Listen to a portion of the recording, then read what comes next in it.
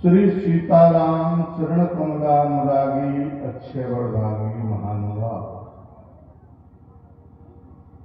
अखंड ब्रह्मांड के नायक आनंद कंद सच्चिदानंद निखिल प्रत्येक कल्याण वितान श्वेतर समस्त वस्तु विलक्षण चिदचिद विशिष्ट भगवान श्रीमन नारायण की निगहत की कृपावशात आपके ग्राम नगर शहर में ये दिव्य चातुर्मास व्रत उपरांत श्री लक्ष्मी नारायण महायज्ञ का आयोजन आप समस्त धर्म प्रेमियों के सेवा एवं सहयोग से प्रारंभ किया गया है। बंधु, जिस यज्ञ के व्याज से हम लोग को आपस में भगवान की दिव्य कथा कहने और सुनने का सुंदर अवसर प्राप्त हुआ है। इस अवसर का लाभ उठाते हुए हम लोगों ने भगवान के जन्म के कई कारणों के बारे में सुना, जिसमें एक प्रताप भानु का भी कारण बताया जाता है। शास्त्रों के अनुसार भगवान के जन्म के कई कारण है। पहले तो स्वामी ने कहा, देवादेव महादेव भगवान शंकर ने मां भगवती पार्वती से कहा कि निर्मित चमका ही जाए न कोई, क्योंकि परम स्वतंत्र न सिर पर कोई।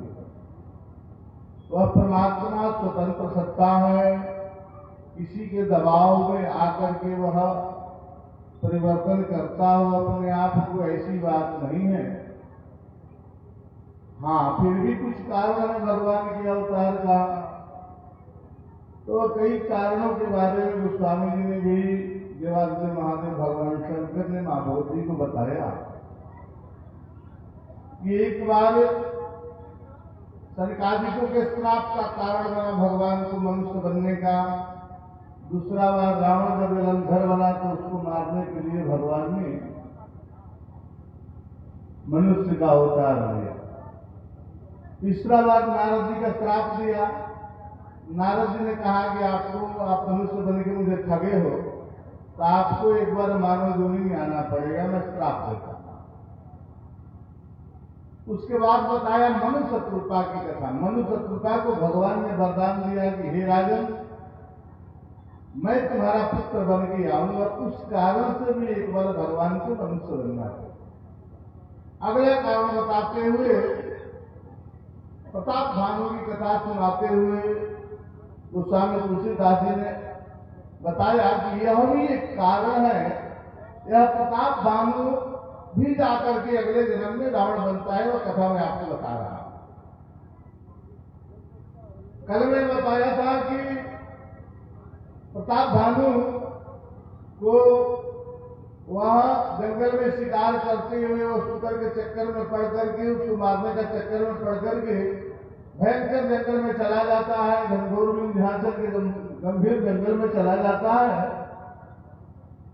और वहां अब रात्रि हो जाती है। तो वहां जंगल में भयंकर घोर कठोर उसे कुटिया नजर आती है। वहां एक कपटी मुनि नाम के महात्मा बैठा है, उसी आश्रम में वह चला जाता है।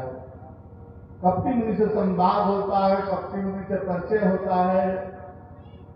उसके बाद कपटी मुनि से राजा ने वरदान मांगा कि जरा मरण दुख रहित तना समर जिताए जन को।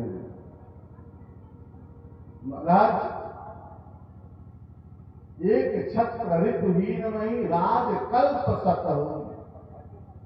प्रताप भानु ने वरदान मांगा कि महाराज मुझे ऐसा वरदान दो कि यह शरीर आदि व्याधि और मृत्यु से रहित हो जाए और हमारा इस संसार में कोई दुश्मन न बचे और मेरा राज्य 100 कल्प तक हो जाए। हरि राम, 100 कल्प तक।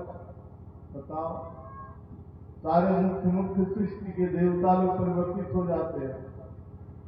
इंद्र मनु इत्यादि जितने पद है, यह सब कल्प में परिवर्तित होता है। यहां तक कि भगवान भी कल्प कल्प प्रति प्रभु होता रहे। प्रत्येक कल्प में परमात्मा का अवतार होता है और यह 100 कल्प तक अपना राज्य मांगा। कपटी मुनि ने तो तथास्तु का भंडार था, कहा हो जाए एवं वस्तु। मगर एक कारण है, कालव स्वपद नाय सीता एक विप्र कुल छाड़ नहीं था। राजन, एक ब्राह्मण कुल को छोड़ करके काल भी तुम्हारे चरणों में नतमस्तक होगा।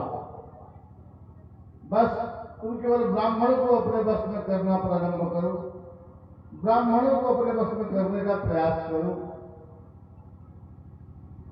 राजा प्रताप भानु ने ब्राह्मणों को अपने बस में करने का उपाय पूछा कपटी मुनि से कि महाराज जी, ब्राह्मण कैसे बस में होंगे?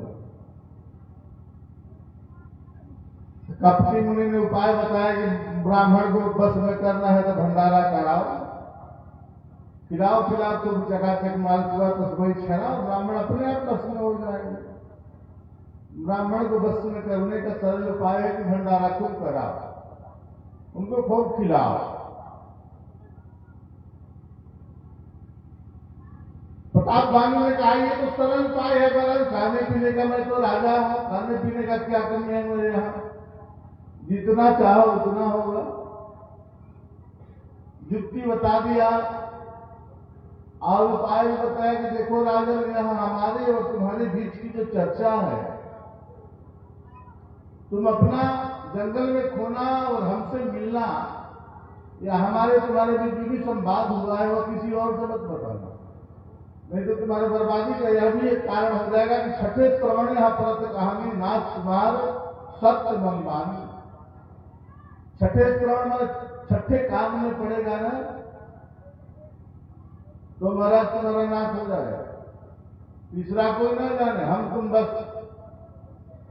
अच्छा महाराज जी, प्रताप भानु तैयार हो गया।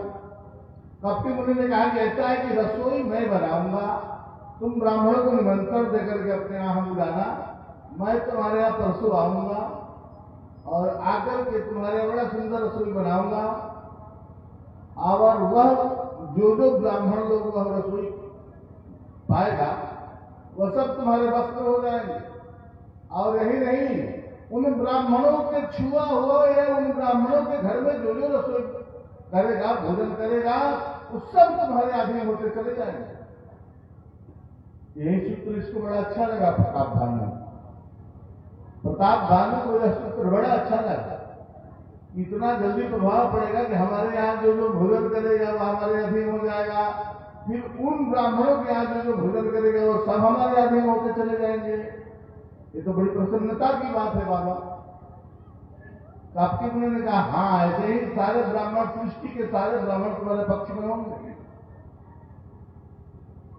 प्लान फिक्स हो गया बंधु। वह कपटी मुनि ने कहा कि ठीक है, अब तुम सो, मैं तुमको और तुम्हारे घोड़ा को अपने जादू से तुम्हारे घर महल में भेज देते हैं। देखो कितना मैं जादू जानता, मैं अपने जादू से सिद्धि से तुमको और तुम्हारे घोड़े को सही जगह पर पहुंचा दूंगा। तो राजा सोया, रात्रि में थका था इसलिए नींद आ गया। जैसे ही सोया राजा, वैसे ही कपटी मुनि ऐसा मंत्र मारा कि राजा और घोड़ा दोनों उड़ करके राजा अपने महल में चला गया, घोड़ा घोड़साल में चला गया। सुबह जब सो करके उठा तो उधर राज्य में कई दिनों से चर्चा चल रही थी कि राजा नहीं आ रहे, राजा नहीं आ रहे, राजा कहाँ खो गए। अगले दिन भी वह घोड़ा लेकर के चुपके से निकल कर जंगल में आया, फिर जंगल से वापस गया तो नगर के लोग जान गए कि राजा आ गया। बड़ा प्रसन्नता हुई। प्रताप भानु आया, आने की ऐसे खुशी है, कई दिनों पर राजा वापस आए हैं, खुशी है नगर में। प्रताप भानु ने कहा मैं भंडारा करूंगा, ब्राह्मणों को भोजन कराऊंगा। लोग और प्रसन्न हो गए। भंडारा खुशी की बात है, अच्छी बात है। 1.25 लाख ब्राह्मणों को निमंत्रण दिया। एक दिन में 1.25 लाख ब्राह्मणों को निमंत्रण दिया और सारे ब्राह्मण भी आए। सबका बड़ा सुंदर स्वागत किया।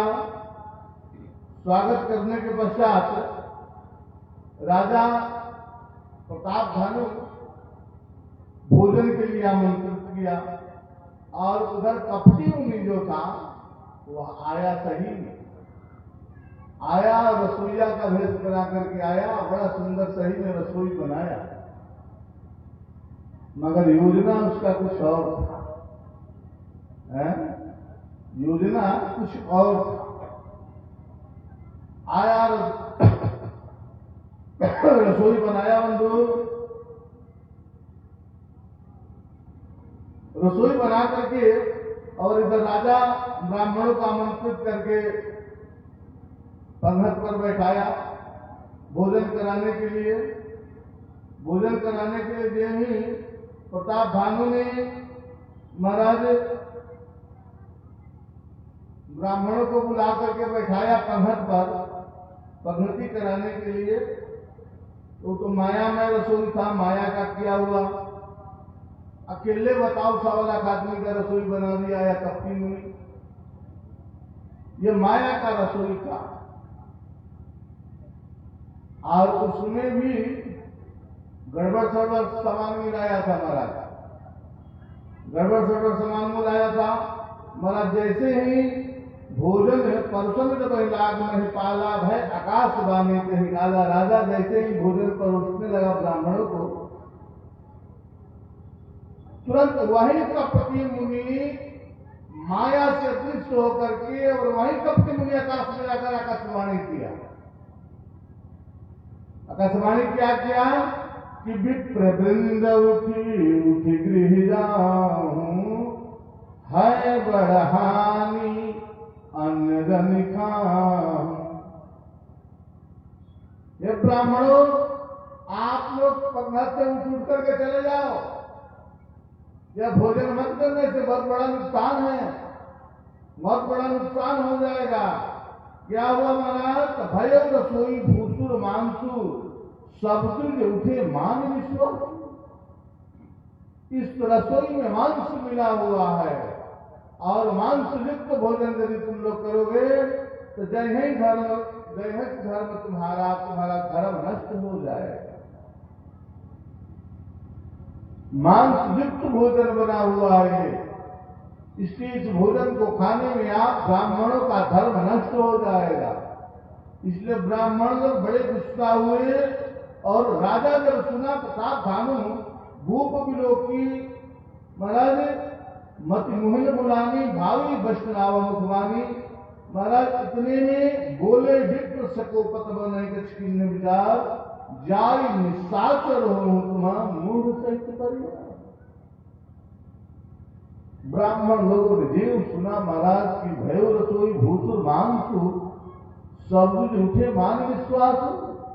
या मान करके सभी ब्राह्मण पर से उठ गए और उठ करके यह बात राजा को भी सुनाई दिया। तो राजा को लगा कि ये क्या हुआ, मांस कैसे मिल गया। राजा कुछ बोल ही नहीं पाया, तब तक ब्राह्मणों ने श्राप दे दिया कि अरे दुष्ट, अरे मूर्ख, तुम हमारा धर्म भ्रष्ट करना चाहते हो। जहां मैं श्राप देता हूं कि उसका परिवार राक्षस बन जाए। राजा प्रताप भानु श्रापित हो गया।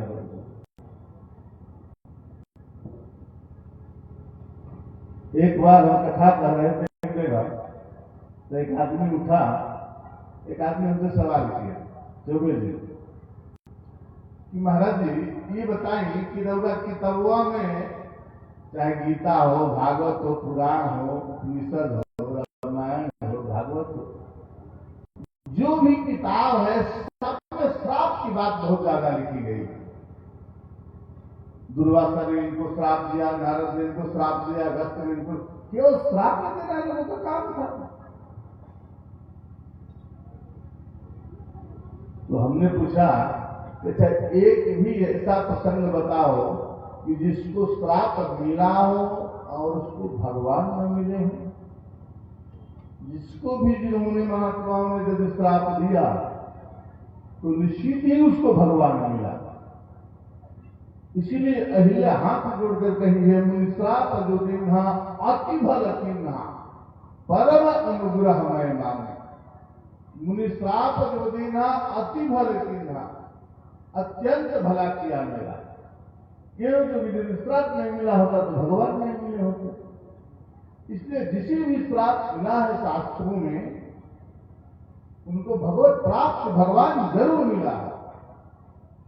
देखो आज ब्राह्मणों ने श्राप दिया, बोले विप्र सकोपत बन है किन्न विचार हो निशाचर जाय तुम्हारा मूढ़ सहित परिवार। अरे नालायक, छत्रबंधु के विप्र बुलाई घाले लिए सहित समुदाय। ईश्वर राखा धर्म हमारा जय है सीते समेत परिवारा। आज भगवान ने हम लोग का रक्षा किया, नहीं तो आज तो हम लोग का धर्म भ्रष्ट हो गया होता। ईश्वर राखा धर्म हमारा। ब्राह्मणों ने कहा कि तुम इतने नालायक हो कि तुमने हम समस्त ब्राह्मणों को, धरती के ब्राह्मणों को तुम धर्म भ्रष्ट करना चाहा, इसलिए मांस युक्त भोजन कराया। इसलिए हम श्राप देते हैं कि उसका परिवार राक्षस बनो। केवल तुम ही नहीं, पूरे परिवार के साथ तुम राक्षस बनो। महाराज ब्राह्मणों ने श्राप दिया और राजा प्रताप भानु अकबक हो गया। इससे मेरी तो कोई गलती है नहीं, मेरी कोई गलती थी नहीं, मैंने तो कुछ किया ही नहीं इसमें। और वास्तविकता भी यही था बंधु, प्रताप भानु इसमें कोई रोल नहीं है। प्रताप भानु पूर्व में जब विश्व विजय करने निकला था तो इन दो राजाओं को बड़ा परेशान करके और मारा पिता उनका राज्य छीन लिया, ये किया है बोले। और वही ये दोनों राजा, एक शुकर बन गया, एक कपटी मुनि बन गया बदला लेने के लिए। और आज इस तरह से बदला लिया।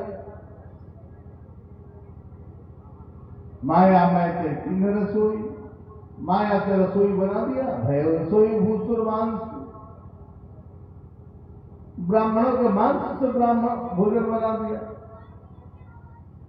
अब वही ब्राह्मणों को परसवा दिया, ब्राह्मणों ने उल्टा सीधा करके श्राप दे दिया, और वही जाकर के महाराज आकाशवाणी भी कर दिया, ये ब्राह्मणों अन्न मत खाना, इसमें बड़ा मांस मिला हुआ है। तो ब्राह्मणों ने जाकर के भोजन का प्रत्याग करके गुस्सा करके और राजा प्रताप भानु को श्राप दे दिया। अब बड़ा महाराज गड़बड़ हुआ। अब महाराज पुनः एक बार आकाशवाणी हुई, जब राजा को श्राप दे दिया ब्राह्मणों ने कि संबद्ध मध्य नास्तव होनी, और इतना कहते कि जल दाता न रहे कुल, तुम्हारे यहाँ तुम्हारे खानदान में जलदान करने वाला, जल देने वाला कोई नहीं बचेगा, सर्वनाश। जब इतना श्राप ब्राह्मणों को श्राप पड़ गया राजा प्रताप भानु को, तो राजा बड़ा आश्चर्यचकित हुआ। राजा तो कुछ बोल ही नहीं पाया क्या हो रहा है। तब तक भगवान से नहीं आ गया। भगवान ने नृपसुन श्राप विकल अति त्रासा भय बहोरी बर गिरा आकाशा। पुनः एक बार भगवान ने आकाशवाणी किया और कहा कि विप्रह श्राप विचार गिन्हा, नहीं अपराध भूत कछु गिन्हा।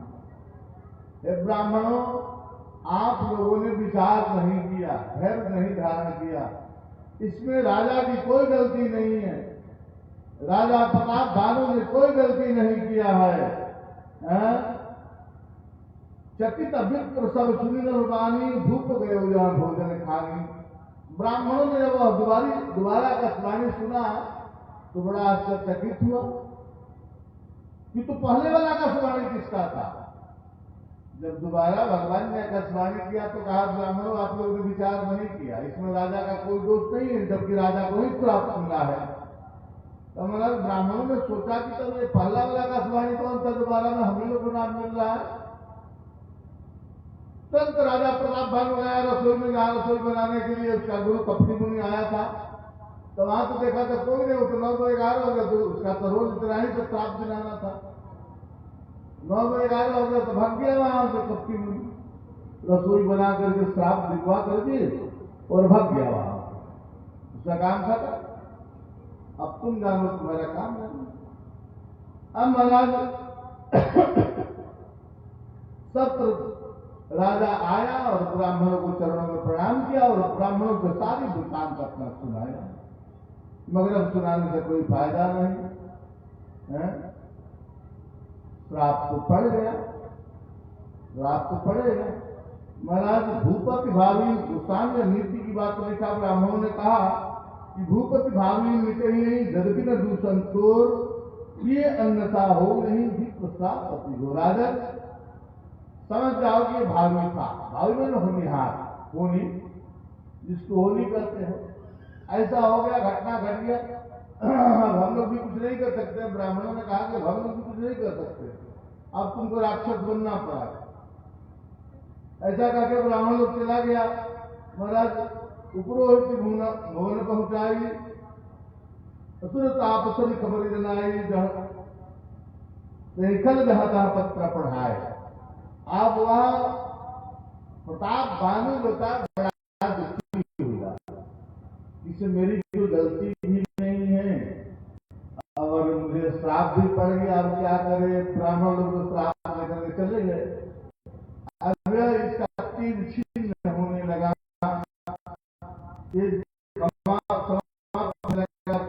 महाराज बड़ा चीज हो गया और उधर चक्कर में राजा को श्राप पड़ गया, तो जाकर के और जिन राजाओं को हराया था ना प्रताप भानु की विजय के समय, उन सभी राजाओं को पक्ष में किया, सभी राजाओं को बाधा करके निमंत्रण दिया कि चलो उसको मारा जाए, सब मिल करके उससे युद्ध किया जाए, उसको श्राप पड़ गया है। अब वो श्रापित हो गया है, अब उसका नाश निश्चित है, उसका नाश निश्चित है, मरेगा ही मरेगा। इसलिए अब आप लोग चिंता मत करो, अब चलो। सारे राजा इकट्ठा हो गए और सारे राजा इकट्ठा होकर के महाराज प्रताप भानु को हरा देते हैं, अरिमर्दन को हरा देते हैं। दोनों का नाश होता है महाराज। बंधु समेत धर्मी समस्त सपरिवार राजा प्रताप भानु आज हार गया महाराज। और जो देश विदेश के राजा महाराजा थे सभी विजयी हो जाते हैं। प्रताप भानु को लोग मार देते हैं। सत्य केतु कुल को नहीं बाचा। सत्य केतु नाम का जो कैकेय देश का राजा था, उसका सपरिवार सर्वनाश हो गया महाराज, नष्ट हो गया। सत्य केतु को कुल में आज कोई नहीं बच पाया, सारा समाप्त। महाराज ने विप्र श्राप क्यों हुई? असाचा ब्राह्मणों के श्राप था, इसलिए मिथ्या कैसे हो सकता है, झूठा हो नहीं सकता है। इसलिए महाराज भारद्वाज समुदाय जगह हो विधाता भाम धूल मीर सम जनक जमा ताम जाल समुदा। गोस्वामी जी कहते हैं, भारद्वाज जी महाराज से याज्ञवल्क्य जी कहते हैं कि याज्ञवल्क्य महाराज हे भारद्वाज, जब विधाता प्रतिकूल होता है तब ऐसा ही होता है। धूल भी सुमेरु पर्वत के समान हो जाता है और रुपया भी महाराज सर्प के समान, धन सर्प के समान हो जाता है। प्रतिकूल वातावरण जब बनता है परमात्मा के तरफ से तब ऐसा होता है। तान व्याल समुदाय। तो स्वामी ने कहा कि काल पाई सुनसुई राजा भयो निशाचर सहित समाजा दस्तिव तान वीर दंडा रावण नाम वीर बलबंदा। यही प्रताप भानु अगले कल्प में रावण के रूप में जन्म लेता है। बंधुओं, इसका 10 तीर और 20 भुजा होता है। अगले कल्प में यही प्रताप भानु रावण के रूप में जन्म लेता है, रावण बनता है। और अपरस्त अरिमर्दन नामा महाराज जो दूसरा छोटा भाई जिसका नाम अरिमर्दन था, वह जाकर के कुंभकर्ण के रूप में बनता है, परिवर्तित होता है। सचिव जो रहा धर्म जो इसका मंत्री था, प्रताप भानु का मंत्री था, वह विमाता के पुत्र अर्थात श्रीमान के पुत्र विभीषण के रूप में प्रकट होता है, जन्म देता है। 3 भैया हुए, रावण, कुंभकर्ण और विभीषण। 3 हुए, माता से हुए। दूसरी माता रावण और कुंभकर्ण एक माता से हुए। और विभीषण दूसरे माता शास्त्रों में आती है कि राजा मानी और कुशोरा ये ब्रह्मा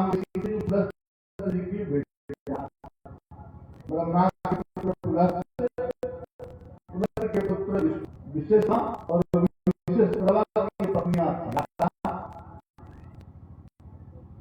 मालिनी महोत्सव। ये 3 अलग अलग कल्पों में अलग अलग वाल्मीकि रामायण में और श्रीमद् भागवत दोनों में ये बात है। पत्नियों की चर्चा आई है। विशेष श्रवा की पत्नी है जो पुलस्त जी के पुत्र थे, विशेष श्रवा जी, उनकी पुत्री है, उनकी पत्नी है। और इन्हीं से इन तीनों का 5 का उत्पत्ति हुआ था महाराज। एक सुपर्णखा भी थी, एक सुपर्णखा भी थी, उसी में उत्पत्ति इन्हीं तीनों से महाराज धर्मशास्त्रों के आधार नाम विभीषण ज्ञान तीनों का जन्म होता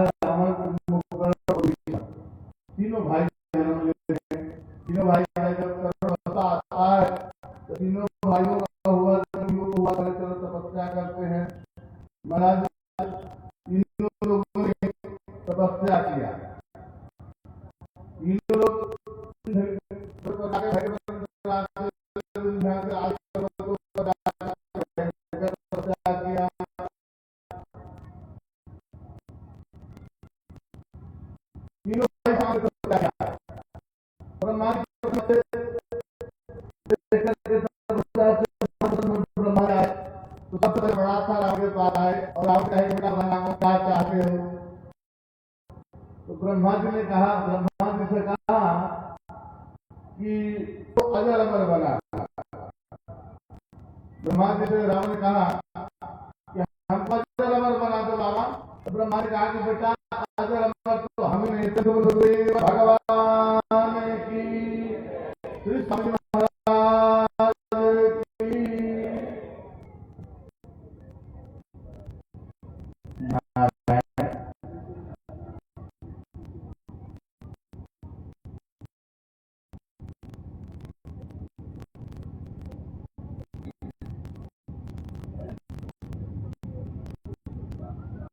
बड़े